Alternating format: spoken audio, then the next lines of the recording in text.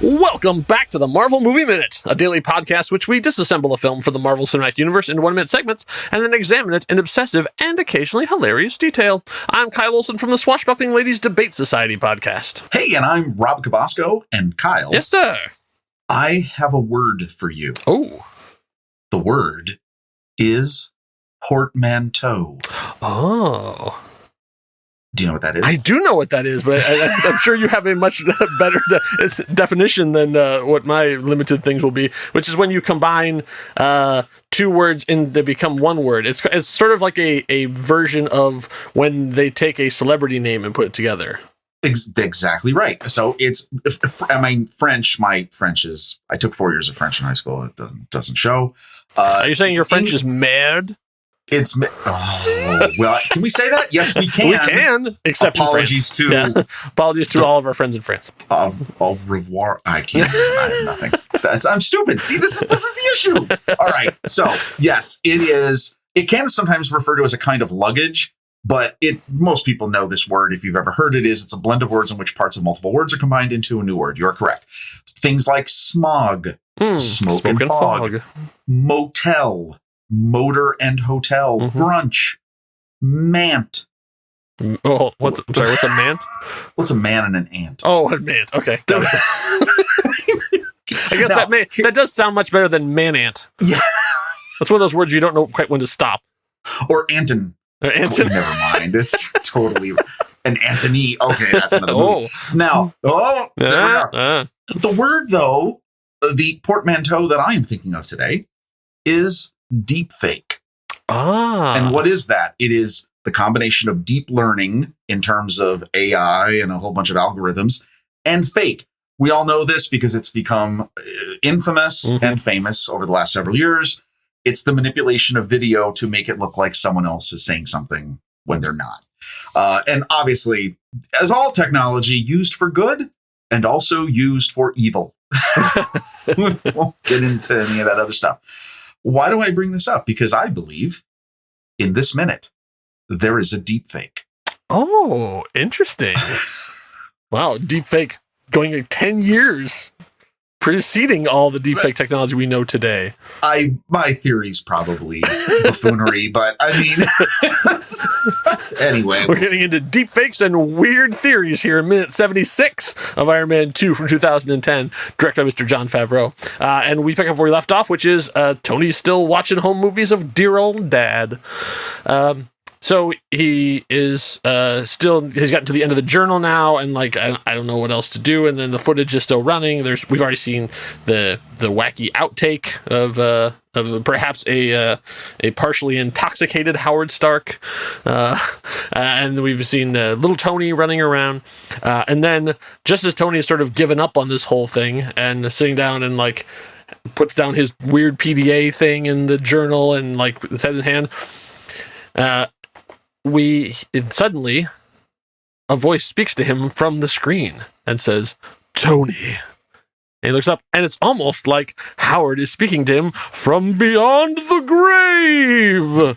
Pretty much. Because literally at the time, Howard is actually recording a message to future Tony. He says, "You're too young to understand this right now, so I thought I would put it on film for you. I built this for you." And then it sort of cuts to like the map, going over, looking at the world's fairgrounds that he had done. And someday you'll realize that it represents a whole lot more than just people's inventions. It represents my life's work. This is the key to the future. And I believe at that point, you actually see the prototype model of the arc reactor. Do you think there's B-roll, right? There's a series of quick shots. Right. Do you think the people who made this arc reactor are the same people that Dr. Evil hired to make small models of... Maybe. Oh boy. So he says, "I'm limited by the technology of my time, but one day you'll figure this out. And when you do, you will change the world. What is and always will be my greatest creation is you." Oh. Wait, I was waiting for low. And maybe you'll solve the riddle of your heart. That little one to grow on. Now, Okay, and that's it. That's the minute. That's it. Pretty That's much. the minute. Yeah, that's it. It ends with like Tony sort of looking deeply into like, oh, my father's had a message for me. I'm sitting in there. But there's a couple things that stand out to me in this. First of all, okay, so let's assume this was shot on Super 8 because this was supposed to be shot in 78. Right. So I assume that's an assumption, but that's what I'm going through. But basically, this was not a video camera. This was a film camera. Right. So he shot this film, and so we get to see all stuff. And you can see little splices of stuff in between and stuff as he's going through. Correct. So did Howard then take the film and edit in the other stuff he wanted to see in this secret message to Tony? Because that is not okay. Let me just explain to you, for those who haven't worked with film before. I was a projectionist for 10 years. I was there right at the end of when they were transitioning from film into digital. So I have cut a lot of film in my time. So you actually have to go through and physically, like with we had basically razor blades, and we would cut the film and then splice it in together. So to get in all those other little things, you would have to physically take that and do it. It wasn't like the non-destructive editing that we have today. Like, you physically had to go and take footage from something else that you had shot and physically attach it and tape it into that, and then go there. And then, obviously, he's running on a reel-to-reel projector, so this is probably the original footage that was cut. So did Howard really do that? Like, Howard did this shot to camera and then went through and physically edited all this stuff back in. Enter Rob's theory of the week. Okay. He didn't, but Nick Fury did. Oh. This is a deep fake. Okay. He didn't say any of this. Wow. I know, and I'm going to tell you something. You nailed it. Yeah. The whole way that B-roll is cut into that doesn't even, you couldn't do that. Yeah. Like, the soundtrack is on a different line of the film. You can't do that. Like, that's just not how this would have been done. Yeah, because for another little tidbit I'll give you from my projectionist days is the sound and picture are not lined up. Right. So it's like I can't. Oh geez, it's been 10 years since I've done this, but it's basically like 8 frames back. So like the sound, because of how a projector is built, at one point, like where you're actually seeing the light come through is in one place, and then like about 8 inches down is where the sound head is. So that's when you ever see a movie actually on 35mm back in the time and it's out of sync, that's because your projectionist doesn't know his job very well and he has put the film in wrong.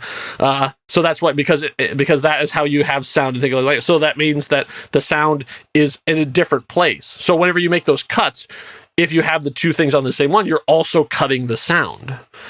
So you can't just drop in more footage to do that, because then the sound will be all screwed up.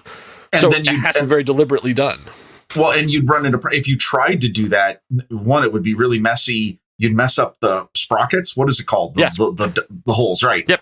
No, none of this would work. Yep. And it wouldn't look this clean. I mean, this is just not possible because this didn't exist. This is a deep fake that Nick Fury had made so that when he tells him, here's a trunk, watch everything, as I do air quotes. Yeah. Tony is going to stumble across this heartfelt message from a father who, this is completely out of character for what we've seen of Howard Stark. That's right. For this in yes. In 78 or whatever, because they're still fighting at this point. And I'm just going to say this. Why is the B-roll in there to have him connect the model with the reactor? Yeah. And this doesn't make any sense. And I will tell you, I don't know if I've mentioned this. This is, to me, the biggest flaw in this movie is Whiplash on the racetrack not being killed instantly by being hit by a car. That is to me multiple times. That to me is still like, okay, I can forgive it because I love this movie.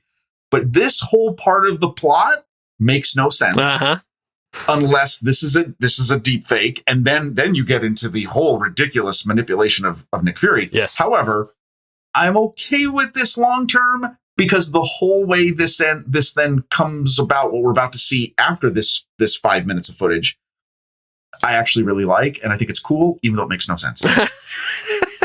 That's all. Yeah, that's all I got.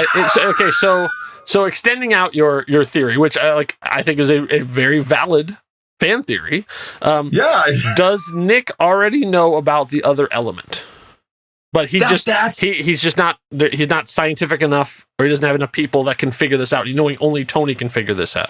Okay, so he knows Tony is the smartest guy in the room. Sure. I think they clearly understand that, and they recognize that.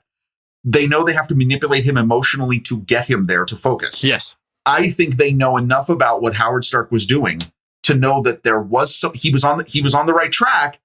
And part of this is true. I didn't have the technology to do what I wanted to do. Right. Mm-hmm. And so we think we've got 7 parts of a 15-piece puzzle. Tony, you got to fill in the other 8. And that's what this is laid out to kind of tease him. Because I'm going to tell you this, Howard Stark recording this and having this edited to show this makes no sense. Yeah. None. No. Absolutely.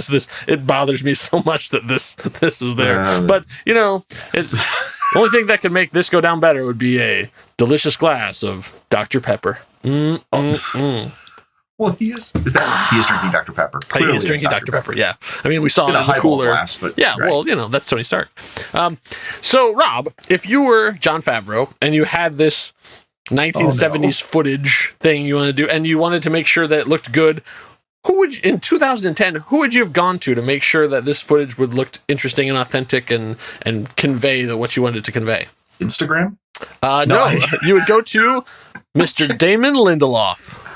Oh, that's right. Jon Favreau reached out to at the time. Lost was the hottest show on television, that's right. And he got Damon to come in and sort of he showed him the scene and would talk about what they were doing, sort of get his thoughts and his not exactly seal of approval, but like you did, because those of you who haven't watched Lost, there is a very famous storyline that involves footage and missing footage and them finding this and a reel-to-reel that has been edited and spliced. There's missing footage and it's very important later on when it shows up, and so there's these things that float around. So he brought him in as sort of hey, we're kind of doing the same kind of thing. What do you think? Okay, 1, that's amazing. Yeah. 2, now I want to look for Dharma Initiative logos hidden throughout this. Right? The timing is about right. I mean, this would have been second or third season of Lost. Oh, when it was good. Right. Exactly. When it was really hitting. I'm in the process of watching it with my daughter right now, and we're right at that spot. We're right at the spot Henry Gale first shows up, and we're and right when it's just white hot, and she's watching it this is amazing, and I'm watching it there's another question they didn't answer. There's another question they didn't answer. There's another character that disappears. Just watch to the end of the 3rd season. And then just be and Ryan explodes. The end. What are you going to do? They got canceled. Just let her find out in later years. Nikki and Pablo. Yeah, exactly. Who are Nikki and Pablo? Nobody. No, you don't need to know about that. Nah, don't worry about that. Rest in peace, Pablo. Well, they did a great job. Yeah. But, however, this is deepfake. You know what? I'm willing to go along with your theory. I think because the way that Nick has set this up, it kind of makes sense. And what we know about Howard of this time, this doesn't track at all. No, it doesn't at all. Sorry. Yeah. Wow. Yeah. Well, what's going to happen now? I don't know, but I think I guess Tony's done with home movies, and now having this information, though he doesn't even know what it means, he'll be incensed. He'll need to do something. He'll be stirred to action. And he'll go somewhere and do something. He better solve the riddle. Yeah. That's all I care about. No, and that's not true. And if if you're listening to our podcast has stirred you to action, then maybe we can direct you to leave us a review. If you've been stirred by you want to solve the riddle of your heart, maybe you can do so by pouring your heart out in a review for this very podcast. I wish I had an answer to that riddle. I'm going to work on that now. Oh, there you go. Maybe you can give us the answer to the riddle of your hearts on Apple Podcasts or Google Podcasts or Pocket Casts, wherever you get your podcast. Maybe even on Spotify. Leave us a review because it helps us to know that you're listening and helps the other people to help find our show. Because you know that our greatest creation is you. Our audience. So, if you like the show, then tell everybody. If you don't like the show, then keep that riddle to yourself. But we'll be moving on as Tony Stark moves on into minute 77 as he goes to find the most important person in his life that isn't himself. Who is that? You'll have to turn into minute 77 to find out. Enough said. Bye.